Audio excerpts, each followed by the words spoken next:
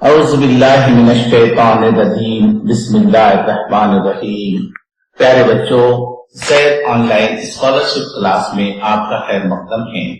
آپ کے سامنے موجود یہ ویڈیو اسکالرشپ امتحان کی تیاری کی غرض سے بنایا گیا پہلا ویڈیو ہے۔ اس ویڈیو میں ہم رومن عددی علامات کے بارے میں معلومات حاصل کریں گے۔ آپ جماعت پنجم کی ریاضی کی کتاب سے وابستہ ہیں۔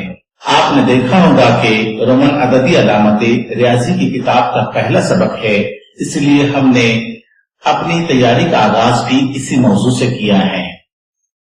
پیارے بچوں، آپ انگریزی زبان کے چھوٹے اور بڑے حروف اچھی طرح جانتے ہیں، ساتھ ہی ساتھ بین الاقوامی ہندسوں سے بھی واقف ہے۔ ان دونوں کی مدد سے ہم رومن علامتوں کو بآسانی سمجھ سکتے ہیں۔ رومن علامات کو انگریزی کے بڑے حروف کے ذریعے دکھایا جاتا ہے۔ وہ بھی صرف 7 ایسے حروف ہیں جن کی مدد سے تمام رومن اعداد لکھے جاتے ہیں۔ انہیں علامات کو آگے پیچھے رکھتے ہوئے تمام اعداد تیار کیے جا سکتے ہیں۔ یہاں پر آپ ان کو ان کی اپنی قیمتوں کے ساتھ بھی دیکھ سکتے ہیں۔ اب ہم ہر ایک علامت کو اس کے اپنی شکل اور قیمت کے ساتھ سمجھنے کی کوشش کرتے ہیں۔ یہ رہا رومن ہندسہ ایک، جسے انگریزی کیپٹل لیٹر آئی کے ذریعے دکھایا جاتا ہے۔ اس ایک کے بعد یہ رہی اب 2 کی ہندسی علامت۔ ایک کے دائیں جانب 1 لکھ کر 2 یہ ہندسہ بن جاتا ہے۔ اسی طریقے سے 2 کے دائیں جانب 1 بڑھا کر 3 یہ ہندسہ بن جاتا ہے۔ آپ نے اپنی درسی کتاب میں رومن عددی علامتیں اس سبق میں اصول نمبر 2 پڑھا ہوگا کہ 1 اور 10 کی علامتیں 1 کے آگے 1 زیادہ سے زیادہ 3 مرتبہ لکھی جا سکتی ہیں۔ اس لیے 4 کا ہندسہ بنانے کے لیے ہم 1 کو 4 مرتبہ نہیں لکھ سکتے۔ 4 بنانے کے لیے ہمیں اگلی بنیادی علامت 5 کا سہارا لینا ہوگا، مگر وہ کس طریقے سے ہم اسے دیکھتے ہیں۔ یہ رہی دوسری رومن ہندسی علامت 5، جسے چڑھتی ترتیب میں 2 نمبر پہ رکھا گیا ہے۔ اب دیکھیے یہاں 5 انگلیوں میں سے بائیں جانب کی 1 انگلی یعنی انگوٹھا دبا لیا گیا، یعنی اس کا شمار نہیں ہو رہا ہے۔ یعنی ہم نے 5 کے بائیں جانب 1 لکھ کر اسے تفریق کیا تو ہمیں 4 یہ ہندسہ حاصل ہو گیا۔ 5 چونکہ بنیادی علامت ہے، اس لیے اس میں کسی کمی بیشی کا کوئی سوال نہیں۔ اب اسی 5 کی مدد سے ہم 6 یہ ہندسہ بنائیں گے۔ 5 کے دائیں جانب 1 لکھا جائے تو وہ 5 کے ساتھ جمع ہوگا اور ہمیں 6 یہ ہندسہ حاصل ہو جائے گا۔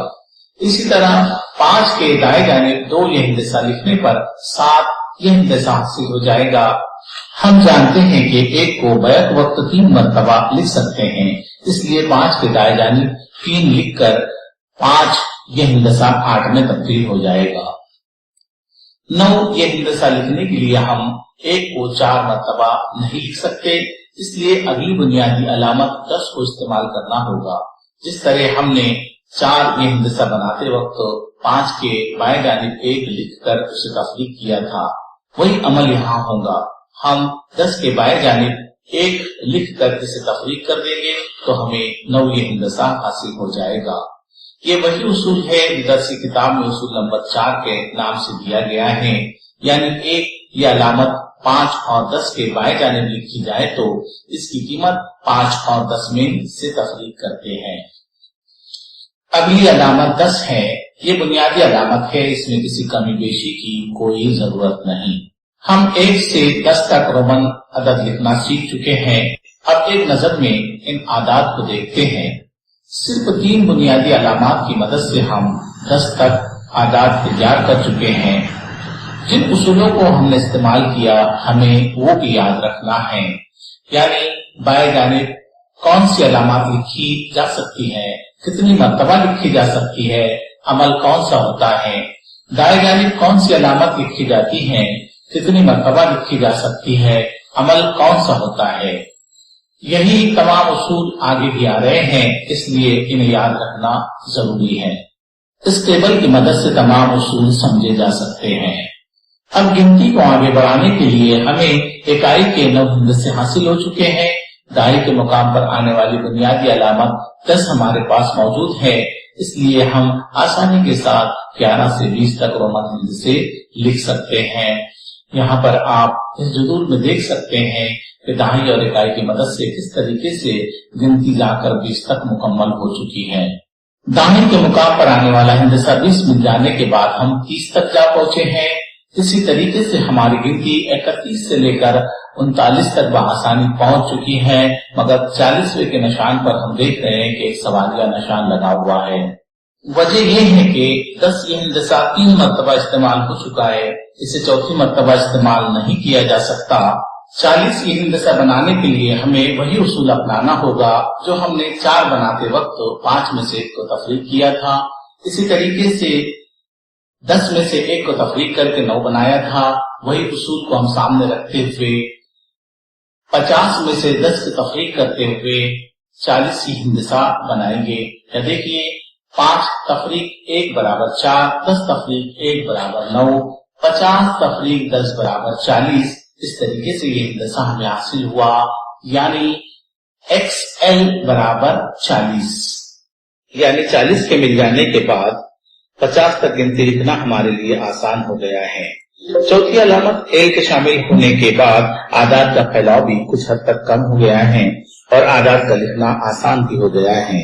50 کے مقام پر L یہ بنیادی علامت کے ساتھ ہم نے 1 سے 50 تک گنتی مکمل کر لی ہے۔ 50 کے لیے L رومن ہندسی علامت حاصل ہونے کے بعد ہم اکائی کے مقام پر آنے والی علامات کو جوڑتے ہوئے 50 کے آگے گنتی لکھنا شروع کر دیتے ہیں۔ جس طریقے سے ہم نے 5 نفی 1 4، 10 نفی 1 9، 50 نفی 10 40، اسی طرح 100 نفی 10 90 حاصل ہوگا۔ 90 کی شکل میں 180 حاصل ہونے کے بعد ہماری گنتی 91 سے آگے بڑھتی ہے۔ یہ رہا 91، 92،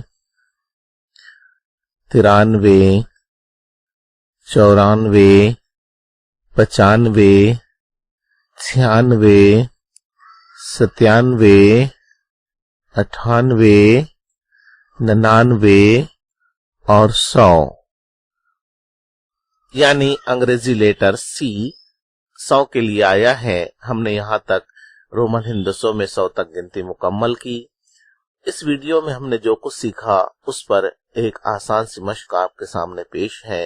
100 سے آگے رومن اعداد کس طریقے سے لکھے جاتے ہیں، اس کے لیے رومن اعداد پارٹ 2 دیکھیے۔ اللہ حافظ۔